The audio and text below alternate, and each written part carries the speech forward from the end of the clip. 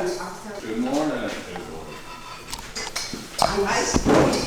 So as a follower of Jesus and as a pastor, minister, I've done multiple mission trips. One thing that has really kind of shifted my way of thinking when it comes to mission trips and serving is the idea of spending time with God. And so I've realized that I haven't been doing much of that lately, especially when it comes to big programs like a mission trip. Those of you who are following this journey for the first time, I'm a youth pastor at the Oceanside Seventh-Day Adventist Church. Yeah, so this is the mission trip that we've done for the last 16 years, right? One thing that I've realized is, even though everything went well last year, I realized that I was so rushed. And I was going from one thing to the next, one station to the next, one conversation to the next, without time for myself, without just pausing, without reflecting. This year, I wanted to do something that I should have done last year, which was to spend intentional time with God. So according to our schedule this year, lights get on at 7 a.m. and 7:30 a.m. is breakfast. And so I was like, okay, I need to spend some time with God before this. So I've been getting up at like 5:45, 5:30 every day and just trying to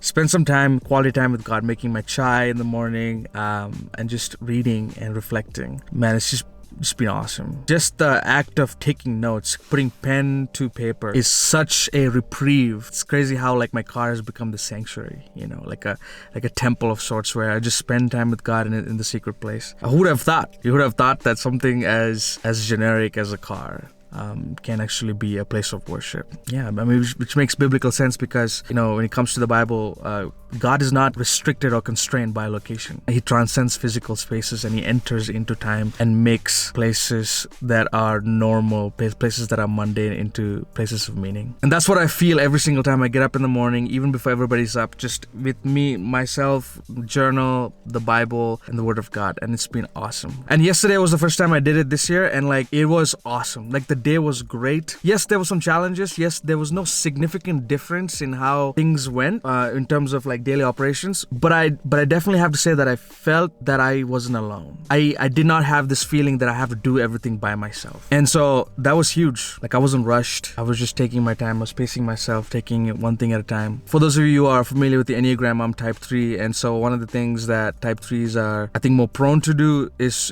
to please other people. I think performance oriented. And so one of the challenges in my life actually has been people pleasing, doing certain things to titillate the senses and the perceptions of other people.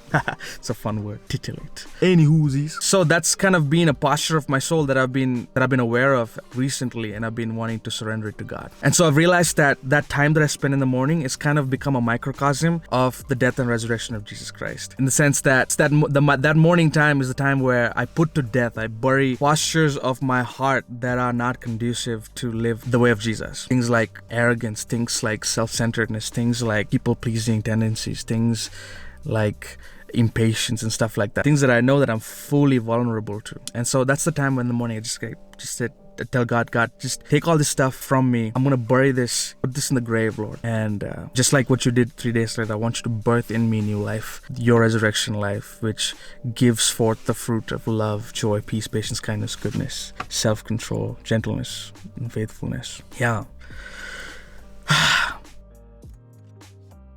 But it's so easy to just kind of be so sucked into the processes that you're part of, being sucked into the things that you have to do, the next thing and the next thing and the next thing, and sacrifice the now on the altar of the next. Thankful for this revelation. All right, that's it. This is Kevin signing out, helping you cross the gap between your life and the good life. Take care and God bless.